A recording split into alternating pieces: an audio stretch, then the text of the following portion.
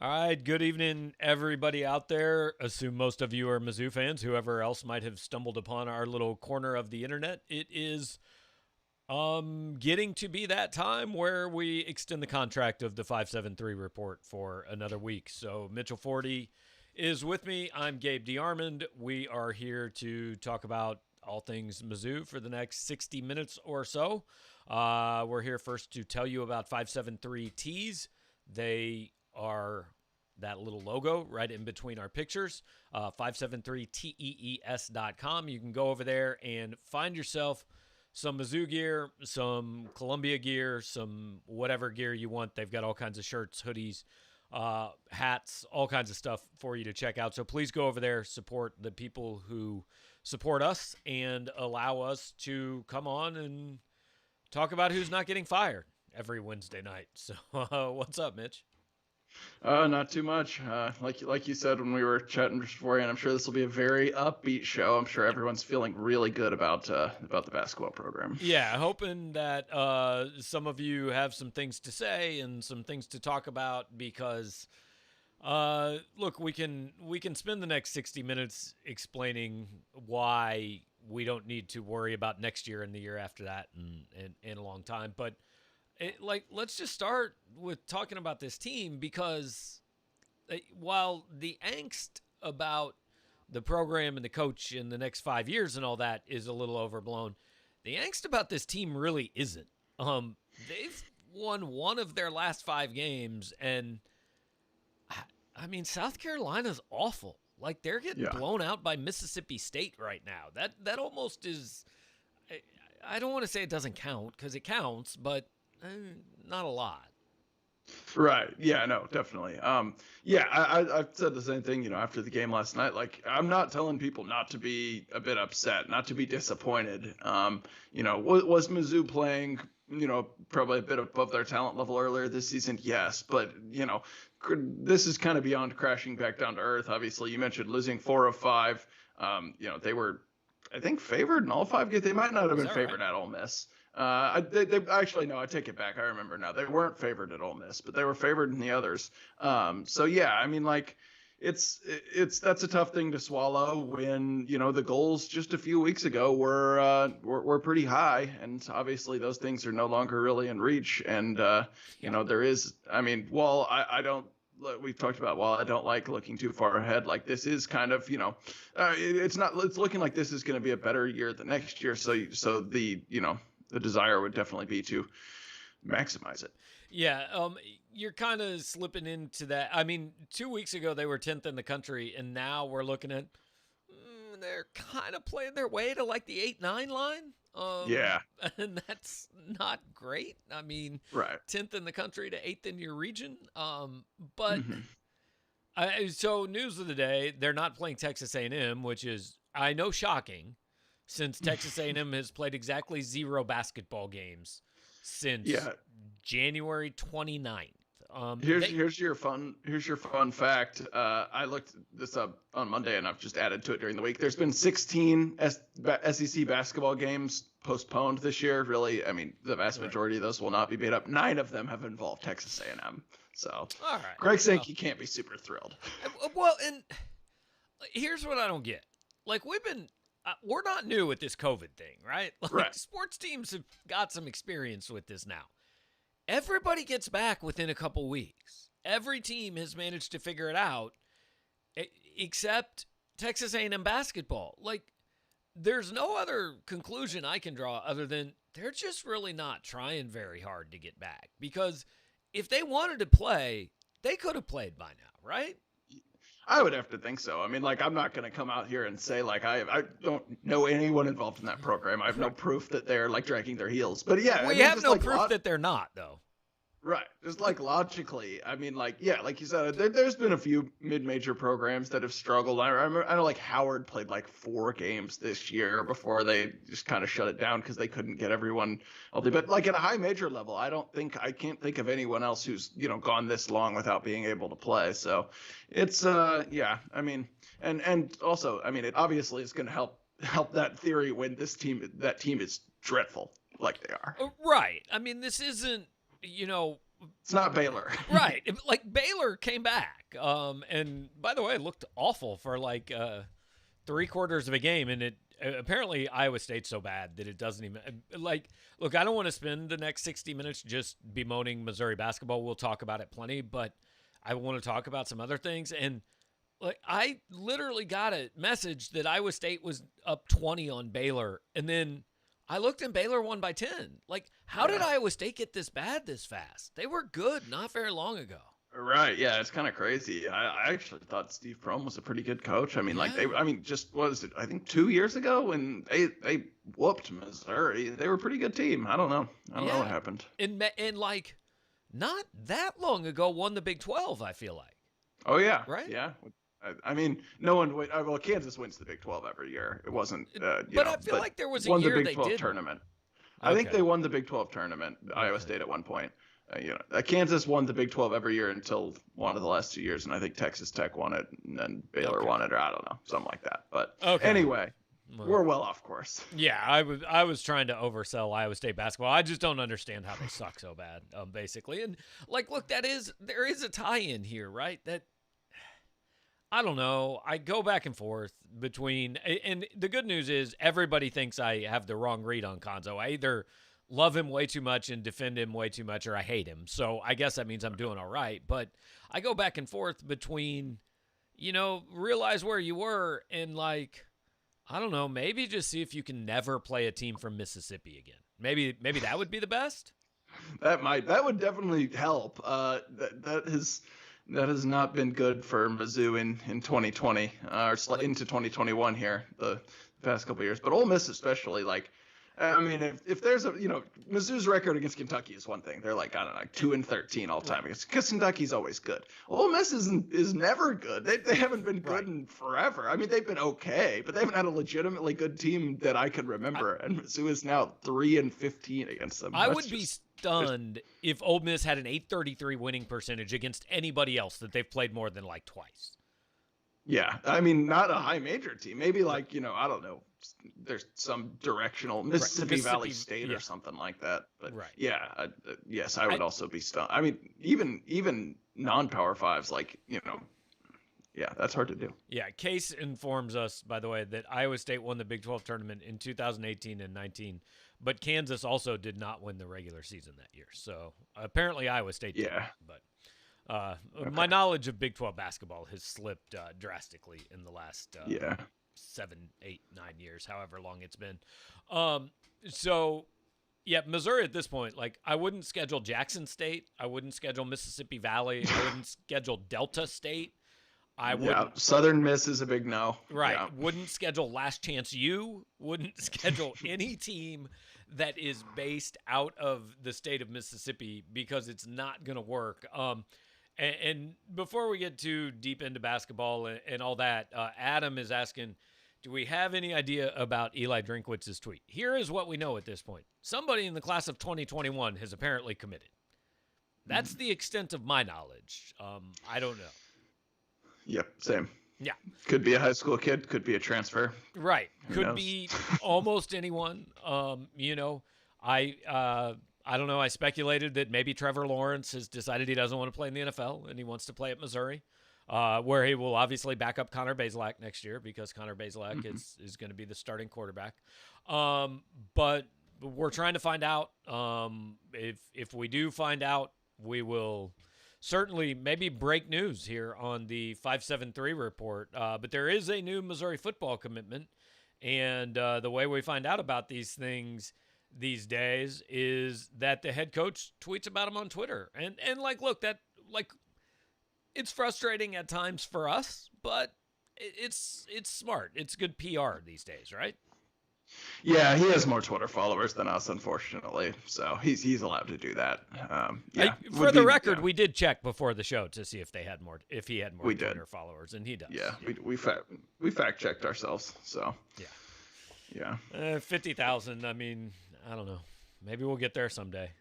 But yeah, there's going to be some news. We would assume it's going to be out at some point tonight. And like, we're not holding back. We truly don't know who it is or what it is, and we're trying to find out. And when we do find out, when we get confirmation of that, Sean Williams is working, and if we find out before this show is done, we will get to it. But so let's just start with the kind of main thing about this basketball season. Like, what's it take for them to get in the tournament? I mean, they can't lose out, right? I mean, can they lose out? If they play at Florida, LSU at home, and then like a non-terrible probably team like Georgia in the first round of the tournament, yeah,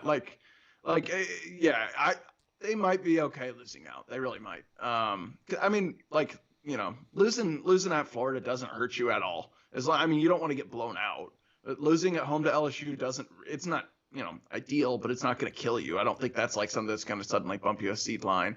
And, you know, there's so many teams that are like, I don't know. I think people tend to get caught up in, you know, when you get towards the end of a season or even in a weekly aspect in rankings, like, oh, if this result equates one seed line, or like, you know, we have to do this to get in. But like, when you step back and look at the big picture, Missouri's resume is still pretty solid compared to a lot of these bubble teams. You know, they're definitely falling off from, you know, the teams we were comparing them to a few weeks ago. Right. You know, we're not talking about a 4 seed anymore, but I mean, 6 quadrant 1 wins, you're going to probably be okay. So I think as long as they don't lose a game to like, well, A&M's never going to play again, but Vandy, South Carolina, something like that, they'll be fine. I mean, to be safe, I would think, win another game. If you beat Florida, you're in. If you get LSU to come here and you beat LSU, you're in. But even if you lose those 2 games, just playing those 2 games actually kind of helps your resume. So even if you lose those 2 and you just go beat Georgia, I think you'll probably be safe. And I posted this on the message board earlier today. I think because it's been a minute since Missouri was actually kind of in this conversation, like, we forget about how many kind of crappy teams make the NCAA tournament every year. And I'm not saying Missouri's a crappy team, but like, there are teams every year that you're going to look up and go, but they were like 7-11 in a major conference. They're really not that good, right? And they're in the tournament, and it's really not even close. Yeah. I mean, like, I am not going to pretend to be a bracketologist and knowing every team or anything like that. But like, I don't know, like Colorado's in the field for a lot of people. I know for a fact, I remember when I looked up all these things about teams and bad losses, they had 2 like quadrant 3 losses and were, I think, only like 2-5 or something like that in quadrant 1. Like their resume was not even close to Missouri's. And, you know, I don't know. Again, I really just picked a random team. I have no idea. Like, you know, it probably wouldn't really come down to those 2 teams. But like, there are a lot of very mediocre teams that make it, and you know, Missouri's top end wins kind of elevate it from that group by default. Okay, so I'm asking very seriously. Like, Colorado's an NCAA tournament team this year? Is that a thing? I don't know. At one point, I mean, I've heard them mentioned. Like, I don't look at the bracketologies very often, but yeah, I've heard them brought up. And at one point, as of 2 weeks ago, when I was looking at net stuff, they were in the top 30. Yeah, so I just looked. They're 17-7. Had you told me before the show, guess how many basketball games Colorado has played this year? Like, there's a better chance I would have said 0 than 24. 24 is incredible. That's actually remarkable. Yeah, they're 11-6 in the Pac-12. So they won at Kansas State. That doesn't count. That's like winning at, you know, Pittsburgh State. Yeah, we both pulled out the same team. They lost at Tennessee. They beat something called UNCO. I'm going to guess that's Northern Colorado. Beat Omaha. They beat Grand Canyon. They lost at Arizona. They beat USC, which I think is like a decent win. Oh, that's a good win. That's a good win for sure. Yeah, they beat Oregon. Missouri, beat Then, Oregon. like, they just beat all the crappy teams in the Pac-12. They lost to Oregon. Cal is awful. Oh, Cal's dreadful. They lost to Utah, which I feel like isn't great. Oh, Utah also dreadful. They lost to Washington, which I feel like they kind of suck. Horrible. And I mean, they lost to UCLA, which I don't know, maybe they're okay. They lost to Arizona twice. Like, okay, like, that's what makes the tournament, guys.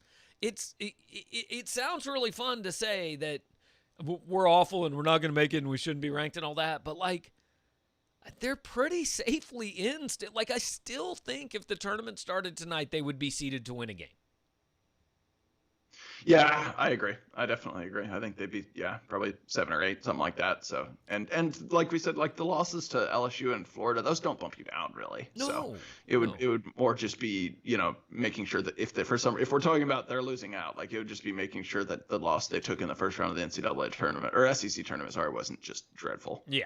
Now that said, the SEC network announcers were really working to promote the league last night. They were discussing in fairly rational voices, as if it was a thing they truly believed, Missouri was, like, I could see this as a Final Four team. I mean, that seems to stretch the bounds of what I believe at this point in time. I mean, I would say, is it theoretically possible? Yes, because Missouri will be in the bracket, so they have a chance. But that is not how it was presented by our friend Damian Fishback. Yeah, well, I did not watch the game. I watched the game. I was at the game. I did not watch the broadcast. I did not hear good things. Just from our message boards reviews. From our text messages. Damian Fishback. That too, yeah. Yeah, it was. I compared. I did a podcast earlier with some of our friends, and I said that basketball in the SEC is kind of like I saw a commercial for IHOP serving burritos. Like, I mean, if you go to IHOP, I guess you can get a burrito, but that's not why nobody comes to the SEC for the basketball, so they just put these dudes on the broadcast that I guess they know basketball, but I would not know it from watching the show. Every game. Yeah. It's I mean, I don't know. I've been able to be at the home games, so I haven't had to watch too many of these broadcasts, but I will say, and usually it doesn't bother me, but the Jimmy Dykes car ravaged story time against South Carolina was rough. And they weren't even good stories. No. They were terrible stories. It was like, I once saw LeBron James without a shirt on. I knew Rick Majerus. Right. That's it. I'm not sure. I think it was the game. It might have been the game at Ole Miss. I can't remember. But when he talked about being in Larry Bird's house for like 6 minutes, that might have been a home game.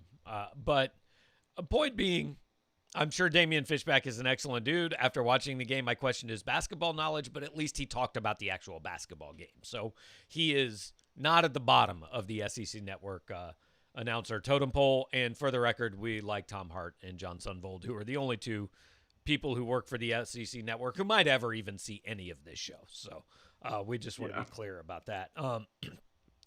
Adam is asking, you mentioned how Mizzou wants LSU to be the makeup game next Saturday. Does the SEC consider what Mizzou wants? I would imagine the SEC wants a game between two tourney teams. I mean, I would think they would get input from both teams, but the input from LSU might be, we don't want to go up there. I don't know what LSU wants. I mean, the input from LSU might be, look, man, our coach is out delivering cash to this guy that day. We can't play a game. Like, he's got to take money so this kid plays for us next year. But I would think they would ask, but here's what I don't know is what other games have to be made up. Again, we take Texas A&M out of the picture, but like what other games has LSU missed, right? And that probably factors into it a little bit. What other games LSU has missed, what other games Vandy has missed, and how they can just it's a bunch of different pieces of a puzzle, not just one. Yeah. My guess is that they would give preference to games involving teams near the top of the conference standings because A, that helps teams' resumes, and B, you decrease the likelihood of ties. You don't want to have to, or doing the win percentage thing, like to determine a league champion or a double bye.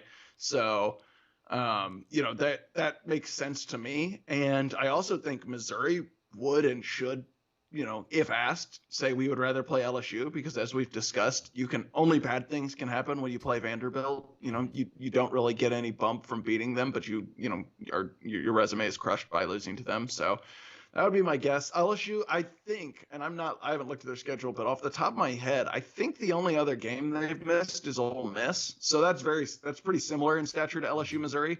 But I think Missouri has lost more games than Ole Miss. So I don't know. Maybe that factors in. But really and truly, we have no idea. Right. So we do have breaking news now on the Drinkwitz tweet. A young man named Jamarian Gooch from King's Academy in Seymour, Tennessee, who was formerly committed to the University of Tennessee and asked out of his letter of intent, I'm assuming when Josh Heupel was hired, has committed to Missouri. He is, have you looked up his profile, Mitch?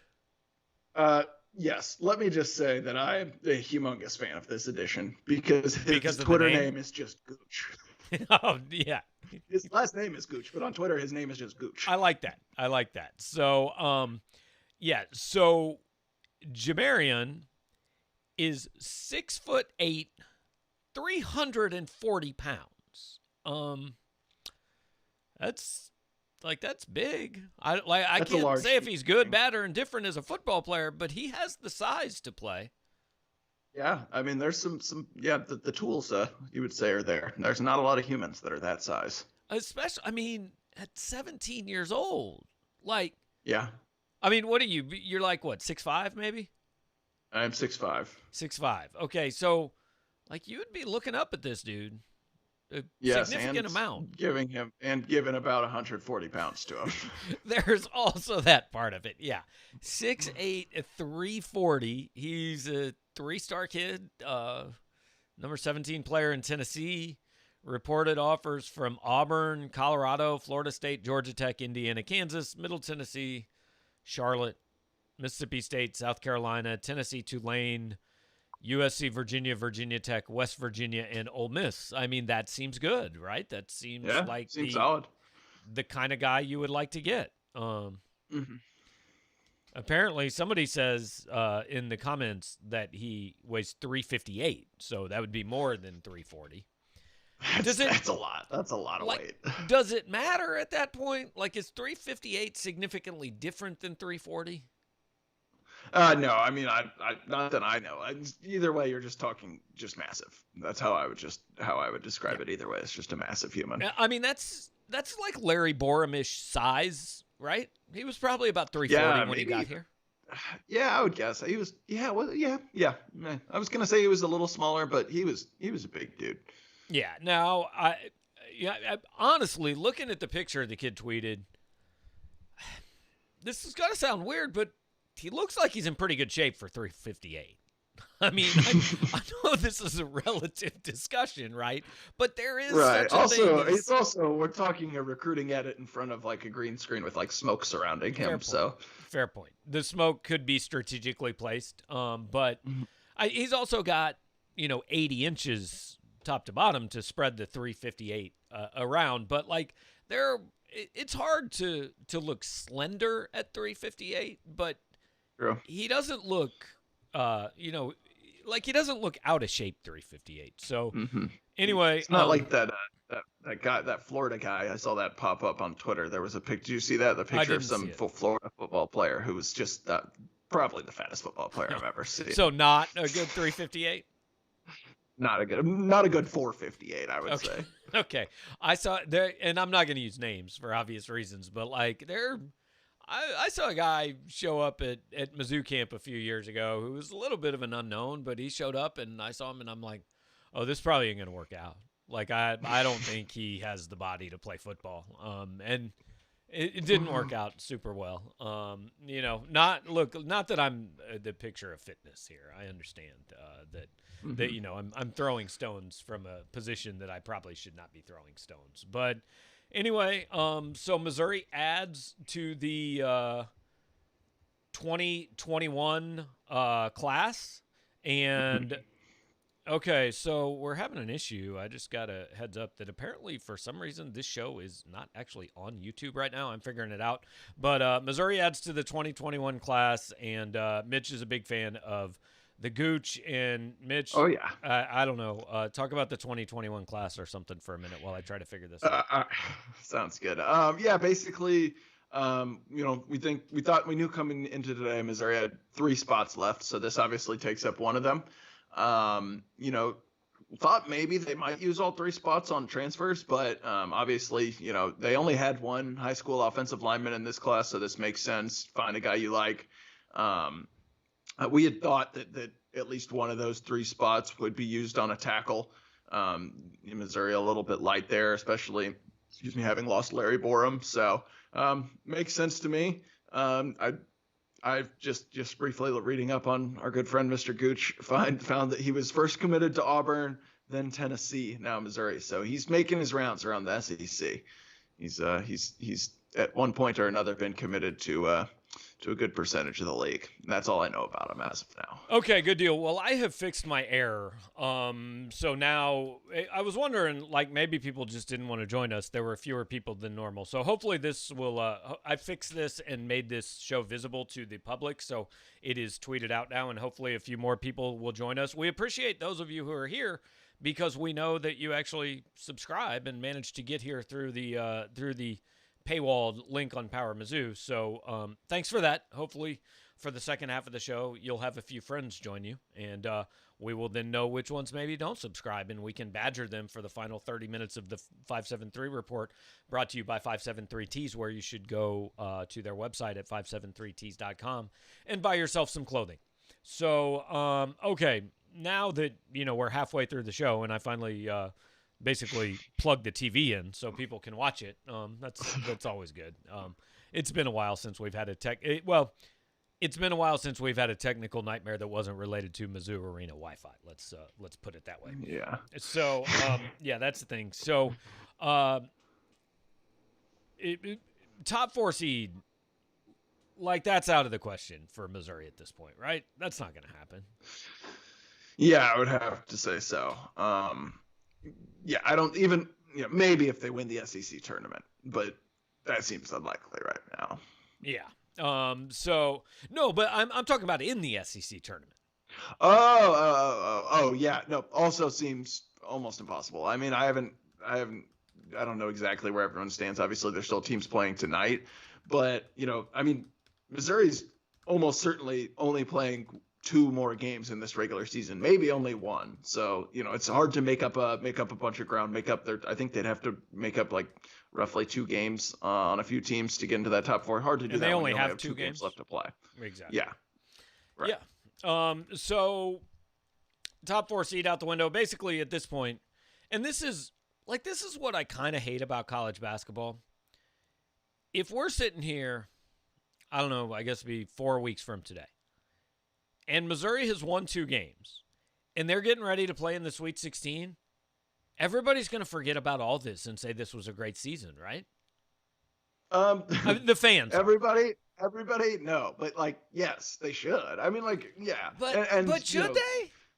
Well, okay. I agree that in general, the postseason is overvalued in college basketball. That's all people pay attention to, and it's a total crapshoot. It's a 4-week sport. Realistically, if Missouri ends up getting a 7 seed and going to the Sweet 16, that's a successful season by any measure for a program that hasn't won an NCAA tournament game in 11 years. It doesn't mean you totally forget. And there are definitely people, not everyone will forget this stretch. But yeah, I mean, if that were to happen, that's, Conzo Martin's getting an extension. Right. At a minimum, and so maybe that wasn't the best example, but my point is the people who are the angriest today, if that happens, if Missouri gets to the Sweet 16, they're going to be saying, I was wrong, great year. Just because you won 2 games, I mean, if you think it's a great year then you already should think it's a pretty good year. And I understand winning in the tournament does matter. It just matters way too much. I just think it can erase all the good or all the bad. And if that's true, then what are we doing playing 35 games before that? Let's just play 8 and save everybody a bunch of time. Yeah. And yeah, I mean, part of the reason this recent slide is, I think disappointing and worthy of some consternation is that it makes it a lot harder for Missouri to win games in the SEC tournament. I mean, the difference between, when you're a 4 seed, you're playing a team like Bradley in the first round, who Missouri beat while playing probably their worst game of the season, maybe second worst. The one at Ole Miss might have been worse. They played terrible. They played their, C-D game and won. If you're a 7 seed, you're playing a team like Ole Miss, who obviously Ole Miss is a bad matchup for Missouri, but who, you played a similar level of game against in Oxford and got beat by 21. So like that's the difference, in this kind of stretch right here. And even a 7 might be too high right now, honestly. Right. So Case says, why are we considering a successful season by making the tournament spin zone? Like, I think to be viewed as a successful season, I still think Missouri has to win a game once they're there. Like, just getting in, especially the way it's gone here late. If you end up, I don't know, they're what, 14-7 right now? Is that right? Oh, I think yeah, that sounds right. Yeah. So let's say they end up 15-8 and they're a 7 seed. Whatever, go 1-1 in the tournament, 16-9. You go lose a 6-11 game or a 7-10 game in the NCAA tournament, and you finish 16-10, and now your tournament streak is 12 years without winning a game. Like, it's better than not making it, but it's not a successful season to me. For this to be deemed a success, you got to win a game. Yeah. I mean, that's what Missouri's been missing, that's kind of the first step. When you haven't done that in a long time, it does get hard to dream of bigger and better things. So yeah, I totally agree. And, I mean, this, you don't want to totally take away from what we mentioned, I think it was last week or maybe 2 weeks ago, like if you had come into the season, and Missouri was sitting where they were, right, and someone told you Missouri was going to be sitting where they were right now, which is, maybe projected to get a, 6 or 7 seed, 8 seed, something like that, you'd be pretty happy. Obviously, the way it unfolded has rubbed some people the wrong way, but at the same time, it doesn't matter that much until you win a game. Right. So the follow-up is, and this is where I think we can kind of drill down here a little bit for the next few minutes. Hate to beat a dead horse, but watching the offense they ran down the stretch, it looked like a middle school team without a coach. So we need to be clear on one thing here. This is not, like, basketball as a game is not, okay, the point guard's going to get to midcourt and look at the coach and he's going to call a play every time, right? I mean, yeah, you have sets and you have basic principles, but a lot of it is on your guys to make the right play. And sometimes the right play is just, hey, I'm faster than this guy and I went around him. I mean, it's not like in a football game where you're going, okay, 2nd and 7, and we think they're going to blitz, so we're throwing a screen pass. It's not that set in basketball. It is very much about, and that doesn't mean the coach doesn't matter. Of course the coach matters, and there are times you call set plays. But this is also, like, at some point, it has to be on the players. I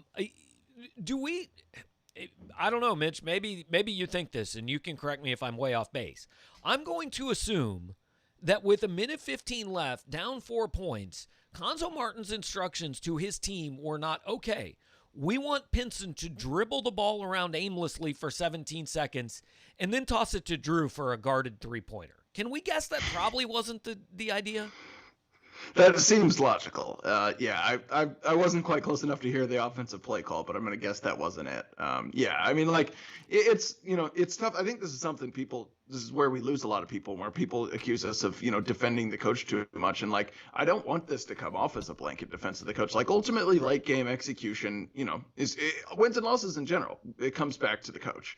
But, first of all, in a bigger sense, last night, it's hard to win a game when you're, 2 starting point guards who control the ball, 90% of the time between them play poorly and combined to shoot. I think it was 3 of 21 or something like that. It's also hard, at the end of the game when, you have guys, we talked to Cuonzo after the Arkansas game, and when Xavier Pinson took that last shot, and he said, "Yeah, we called a play. He did have the option to shoot it. He likes to. He's a guy who likes to give players options within the offense." He said Pinson had the option to shoot if he was open. I don't think he was open. Basically saying that was not what I wanted. I think he would say if and he didn't last night. He's not really the type to typically throw guys under the bus, but I think he would admit, like, yeah, that's not really what I wanted. They were instructed to do something else. Probably were a little, thrown out of rhythm by Ole Miss kind of switching up their defense a little bit. Obviously, that's, not an excuse anyone wants to hear, whatever, but it didn't work out. But that's not, I don't think that was, the plan, or just in the timeout, he just said, okay, do your best to score. Right. Now, here is where I think some of the criticism probably is fair is At some point in those 16 seconds when Pinson is aimlessly dribbling around, don't you see that and say, all right, I know we just called a timeout 16 seconds ago, but we're going to call another one because we got to fix this because what we're doing right here is not going to work. I 100% agree. And I tried to touch on this a little bit in one of my posts on the message board last night. Like, and typically, I think fans overvalue timeouts. I think people tend to think they're like magic and they don't solve everything. But there were two different times in that game last night. One at the very end of the first half where Mizzou had that over and back where Parker Brown got in trouble. They had a timeout to burn anyway. They didn't. He threw it over the half court line. That was just a dumb turnover. But then worse, like you said, in that late possession where you've got, it's a huge possession. You're down, I think, 2 at that point in the final minute. And literally the ball never made it inside the 3-point line. Like, if you have one timeout remaining, which Missouri did, you use it there because that possession is basically the game. So, no, I definitely agree with that. And I actually thought when they lost it was the possession before when they threw one pass to Drew Smith at the high post. And he took like this – like it wasn't a good shot. It was an off-balance 15-footer without ever – I mean, to never get the ball to Jeremiah Tillman in that situation – yes, I will agree. Some of it's bad coaching. Some of it's bad execution. Like, there's plenty of blame to go around. But, yeah, look, Drew Smith was bad. Xavier Pinson was maybe worse. And Missouri just can't win games that way. Yeah. Yeah. And again, part of that comes back to coaching and how the roster is constructed and the fact that you rely on, 2 players and 3 players in Missouri's case so heavily. Absolutely. And by the way, going back to like the offensive execution, you mentioned that we talked about the 2 possessions that ended with Drew Smith shots. There was a 4 possession stretch there from when it was tied at 50-50 and Missouri had the ball. They ended turnover, bad Drew Smith shot, turnover. Like it was about as bad as the late game execution gets. So we're not trying to, paint a rosy picture or anything, but yeah, I mean, like, at the same time, like, I've heard a lot of people talk about, well, why wasn't Drew Buggs in? And I said the same thing. I was wondering the same thing, but like, man, you gotta ride with your leading scorer in a situation like that. A close game where your team is struggling to score, you just have to ride or die with him. Can you imagine how angry people are if Drew Buggs is in that game, Missouri loses 60-53, and Xavier Pinson's sitting on the bench? I mean, they're furious, So, but here's, I actually was talking to somebody earlier today, and this kind of crossed my mind. Here's where the criticism is valid, and here's where it all eventually circles back to the same thing in college sports. So, look, we're not trying to pile on Pinson. He's a college kid, all that. But it's pretty obvious when he doesn't play well, Missouri is in trouble, and he hasn't played well the last few games. So the alternative, I mean, and like it's a legitimate discussion. We're talking about you might be better when you play a guy that means you play 4-on-5 on offense because that's what Drew Buggs does. He is no threat to shoot the ball, and on the rare occasions he does shoot it, he is less of a threat for it to go in. I mean, that's just been true all year. So this is when it goes back to the recruiting trail.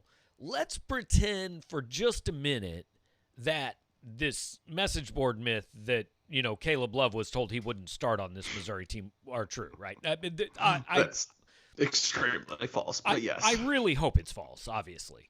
But so even if that's the case, though, even if you buy into the idea, hey, Missouri's got a lot of guards and Caleb Love isn't going to start on this team, you know what Caleb Love gives you that you don't have right now? An option when Xavier Pinson is playing the way he's playing in the last 5 games. He's on the floor last night because Missouri doesn't have any options because they haven't recruited well enough. If you have a Caleb Love on the team, you have another option. And maybe that means Pinson plays a little better or plays a little harder or is a little more motivated or whatever the problem's been. So that's where it does all come back to the same thing and come back to the coach. Yeah, 100%. And it doesn't even have to be Caleb Love caliber. I mean, like, he's not been amazing this year, but we're talking about obviously that would have been a hard kid to land. Like, I'm not saying Konzo's problem is that he missed out on a top 25 kid in the country. Well, I mean, it's part of the problem. Right. But like, I think he could have addressed that issue without landing Caleb Love is what I'm saying, without landing someone of that caliber. Find a point guard who, through the transfer market or wherever, who is, able to come in and just basically be a little more than Drew Buggs is. I mean, Drew Buggs has done some things well, but it's hard to put in a guy who, like you said, is just not a threat to score. Yeah, and what happens in the NCAA tournament if Drew Smith picks up 3 fouls in the first half? Like, they're beat. They're beat. Oh, yeah. Because there's not another, there just isn't an option. And so there's just no margin for error, and that does go to the coaching and all that. But look, he's going to be the coach the rest of this year, and he's going to be the coach next year, and he's going to be the coach after the year after that, unless he voluntarily takes another job. So as I said on our post-game show last night, if it makes you feel better to bang your keyboard and to yell that he should be fired, that's cool. Like, go ahead. That's fine. Just understand that you're complaining about something that is not going to happen. Right. Yeah. And I've seen so many things about if the money it would cost to remove him worth the lack of attendance or whatever, like, let's be clear, he cannot be removed for an amount of money until at least this May 1st. And that's going to move back by a year when Missouri makes the tournament this year. Right. And then even then, while you're saying he's probably going to be the coach here, 2 years from now, you're talking about the earliest you could remove him would be May 1st, so well after the season ends. So that's not and happening. you would be paying $6 million to do that. And just yesterday, Missouri released its budget. It was, 8.9 million dollar deficit for fiscal year 2020, and that doesn't include the football season that got rocked by the pandemic, where Jim Sturck said they probably lost about 20% of revenue. So I just have a hard time seeing it happen. And by the way, I think they lost a lot more than 20%. Because 80% of the people weren't there. I mean, I've seen estimates that Kansas is talking about a $30 million deficit from last year. Mm-hmm. I think Missouri's probably going to lose more than 20% because you got all the football attendance, you got the basketball attendance. Oh, by the way, that hit from when you aren't allowed to go to a bowl game is going to come up at some point. It hasn't come up yet. So and the new expenses of testing. So. Yeah, all these things. So it's the wrong time. And look, I understand why people are frustrated. Yeah, I do. It's been a weird season, and I get being upset about it. But we've just hit this point where, like, upset just is instantly fire the coach every night, and that's the only conversation we can have. And look, I've been doing this long enough. I went through it for a year with Pinkel. We went through it with Odom. We went through it with Haith. We went through it. I mean, I've been through this a number of times. You reach a point where this becomes the discussion, and there's no point in trying to counter the discussion, but it is extremely exhausting and unproductive. Yep, pretty much. I'd say that sums it up well. It's funny. I'm old enough to remember when you hated Conzo. Right, me too. Because it was now look at you defending him. I think he won't be fired tomorrow. I mean, according to some people, it was 3 months ago. Hell, today apparently I have a problem with Tom Crean because I said he wasn't good at Georgia. Oh yeah, that's amazing. So, I obviously the reason if I say a coach is not doing well, the reason is clearly that I hate him. So let's be clear about that. Any coach, doesn't matter where he coaches. If I say he's not doing well, it's because I hate him. Speaking Tom of Crean coach, he's a legitimate friend of the website. He is. He reads our stuff sometimes. He is one of the biggest supporters of PowerMizzou.com that doesn't actually subscribe to PowerMizzou.com. I mean, maybe he does. I don't know. I'll look him up. But he might. I wouldn't be totally stunned. It wouldn't be good for his health, though. At least not to get on the message boards. So, speaking of coaches, though, Missouri hired one from Tulsa yesterday. I don't know. I'm not going to pretend to have known one thing about Aaron Fletcher before you told me his name. Looks good. He wrote a nice letter in the Tulsa World. Yeah. I mean, everyone's spoken really highly of him. He's not a guy who comes with the pedigree of a Steve Wilkes or even a Jethro Franklin, but he's a guy with obvious recruiting ties in an area where David Gibbs recruited heavily, which was Texas.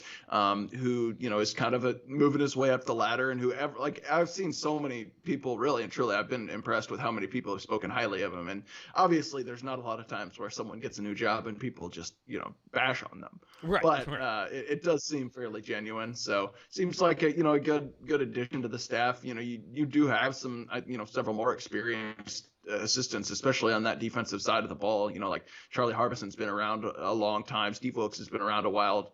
Jethro Franklin's made the rounds for a while. So getting a younger guy who I'm sure can bring some recruiting chops will be welcome. Yeah, Aaron Fletcher also does not have the name of Jethro Franklin. You know, in addition to maybe the track record, but I would actually like to see Jamarian Gooch converted to defensive line, because I feel like Jethro and the Gooch could be that's like an SEC sitcom, right? I mean, there's something to be done here on SEC Network. Yeah, at a minimum, some T-shirts could be sold. Jethro and the Gooch. Right. Yeah. So 573 T's. Maybe we can hook something. Hey, 2 years down the road, there's name, image, and likeness. There could be some major opportunities here. I might approach Mr. Gooch as his like marketing agent or something, just so I can get creative and capitalize on his name being Gooch. All I want is for you to call him Mr. Gooch on the first Zoom that we get to do with him in 3 years or whatever. So, so spring football starts, hell, I guess the day after tomorrow. We actually get to see some of it. That's a thing. Yeah, exciting. We'll be at football practice for the first time in about a year. I wasn't at any of the spring football practices last year though, so for me it's longer. So I'm trying to think. I know I went to a couple of them. I don't know why I did and you didn't. Maybe you were driving to Nashville for I was nothing. out of town to and from Nashville, I think. Yeah. So I mean, hey, anything we can cover, we will, and we'll provide insight on whatever we're allowed to provide it on. So yeah, so on Friday, I think we get to see 45 minutes. Yep. Will we or will we not make it all the way through those 45 minutes before most of us covering it are like, I don't know, man. I don't think I want to cover this anymore. Oh, no way. I mean, because the first 45 minutes of the first spring practice is super boring. Yeah. It's shorts and t-shirts. It's like, stretch lines and like little positional drills and like probably nothing else. Like they're really maybe you'll see like some 7-on-7 type stuff or offense running on air, defense running on air, but that won't happen until after we leave, actually. Right. Yeah. So. And like, I want to be clear, spring football is by far the worst thing we have to cover every year, but I feel like this is going to be a little bit different because, like, we've literally never seen any of these guys practice. I think it might actually be somewhat informative. And look, we're not going to come out of there being able to tell you what a depth chart is or that this guy's great or this guy's awful, but at least we're seeing something to inform our reporting. Because what I hated so much about last year is we just get on these Zoom calls and you have to trust everything they say. And like all August, we're hearing, Kiki Chisholm is the best thing to hit Missouri's campus in forever. And then we're 6 games in and fans are going, but he really hasn't been. So why did you tell us he was so good? And we're like, well, we didn't. We just played the videos where they said it, But that's part of the problem with not being able to see anything is you just have to trust what everybody says. And breaking news, sometimes they don't always tell the 100% truth to the media. Yeah, sometimes, they're not going to come out and say in spring football or fall camp, like, yeah, this guy's not looking rough, or this area is a pretty major concern. Yeah, this dude probably not ever going to play for us. Right, like we think our run defense is going to continue to get gashed, just FYI. We don't hear that usually. So. Although Drinkwitz basically did say that before the Mississippi State game last year. That's true. But that was different. I think he actually had something to gain from lowering expectations there, and he didn't lower them enough. Right, he could have lowered them more, no question. But it'll be interesting to be able to be out there and see things and almost feel like we're actually doing a real job rather than sitting on a YouTube show all the time or a Zoom call. So that'll be fun. I don't know. I mean, it's 8:20. I don't have a whole lot else to say. I don't know. Man, yeah. I don't know. Yeah, I mean, basketball's wrapping up. SEC tournament starts in about 2 weeks. So that's exciting, I guess. Alabama's playing Arkansas right now. Yeah, I'm going to turn that one on. I actually think Arkansas is going to win that game. I could see it. But I'm also not sold on Arkansas. I don't know why. I think it's just because, like, they they were getting just destroyed by teams for a minute there, and like, yeah, they're playing better than that, but I don't know. I'm not sold on them. All right, so we've talked Mizzou basketball kind of as much as we can. We got a few minutes left here. I kind of want to change the subject into I think, we're both huge golf fans, and yesterday was crazy with the whole Tiger Woods thing, and I don't want to spend a ton of time on it other than to say, like, in your lifetime, which has been, let's say, just shorter than mine by a fair amount, like, how many athletes do you think there are that have been famous enough that without dying, they lead the national news? Oh, man, that's a good question. I don't know. I mean, LeBron probably does now, right? Oh, LeBron definitely does. And Michael Jordan was he was in my lifetime. He definitely does. He was not much in my lifetime, but he was in there.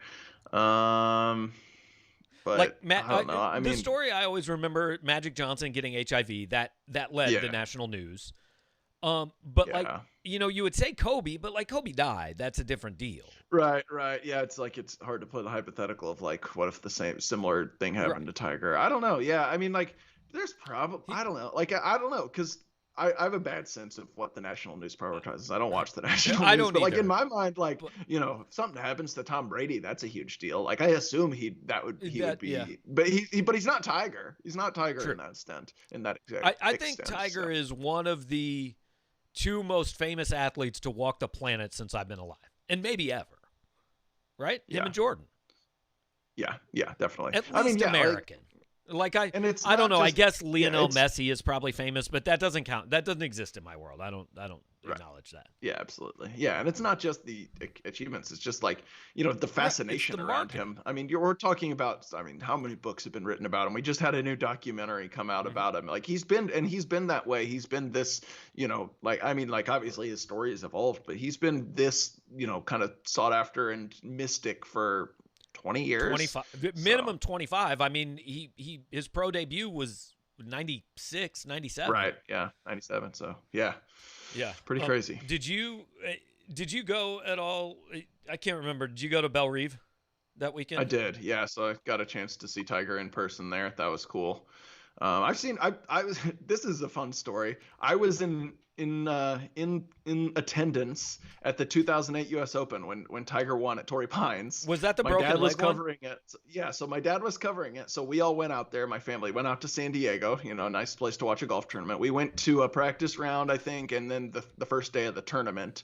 And we're flying back, of course, on Monday because that's, the tournament was supposed to be over. And it goes to an extra day playoff. My dad gets to stay and cover it, but we all get shipped back because I think we had a swim meet or something stupid. But I was pushing hard to stay. I was like, this is a pretty historic deal. But that was the Rocco Mediate playoff, right? It was, yeah. And like, if he hadn't won in 2019 in the Masters, if he hadn't won another major, like, might have gone down as like the most famous major ever, right? Because it would have been his last one, extra day playoff. Come back on Sunday, come back on Monday on one leg. Yeah. I had a chance to be there. But being at, I've said in the last 24 hours, like being at Belle Reve on Sunday, that I don't care how long I live, that's probably the most fun I'll ever have watching a sporting event in person. Like, that was, I've never seen anything quite like, and it wouldn't be like that for anybody else. And the craziest part was he's in the next to last group, and everybody's following him up 18 for that huge birdie where everybody's around. But like the tournament he had no chance to win at that point. So Brooks Koepka is one group behind. Me and my buddy are literally on the ropes watching Brooks Koepka on 17 because everyone else has abandoned the guy that's going to win the PGA to go watch Tiger putt out for a meaningless birdie. It was crazy. Right. Yeah. So it's pretty remarkable. And it's like that was kind of to me the hey, he's human. Like he went from the guy that everybody hated and rooted against. Like you were fascinated, you watched, but most people didn't root for him. Most people rooted against him too. That was the weekend where all of a sudden, like that was the redemption story. And now this is, I don't know. I think we all just hope like there's nothing we don't know about here.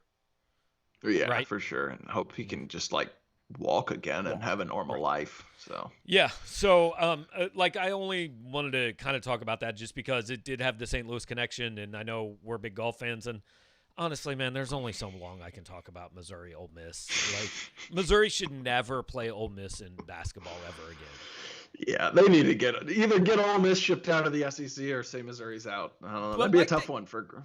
they should keep them in football. They do really well against them in football. That's true. They've won games. Yeah, even just as a Big actually 12 just have team. it like. Yeah, they can't, but they struggled against Mississippi State in football. So I don't know. Try to find some deal where you can play every time you're supposed to play Mississippi State in football, you play Ole Miss again, and every time you're supposed to play Ole Miss in basketball, you play Mississippi State again. Although that hasn't gone well either lately. So it really hasn't. Yeah, and look, they're not going to do well against either one of them in baseball. So maybe just get Mississippi to secede from the SEC and see how that goes. All right, so spring football Friday, no basketball Saturday. Basketball what? Wednesday, I think. Wednesday, yeah. Yeah, so I don't know. We'll figure out a way. Sean Williams talked to the Gooch, so there's going to be a story on Power Mizzou. I feel like this is going to offer us many endless opportunities in the next 4 years. I'm very happy even though Sean already talked to him for a story, I might give him a call as well, just so I can say hey. If you do, will you hit the record button when you call up and say, yes, this is Mr. Gooch? Yeah, absolutely. I'll put it on our YouTube channel. All right, good deal. Well, for Mitchell Forde and for the Gooch and for everybody else, thanks for watching. Go check out 573tees.com, and we'll be back next week.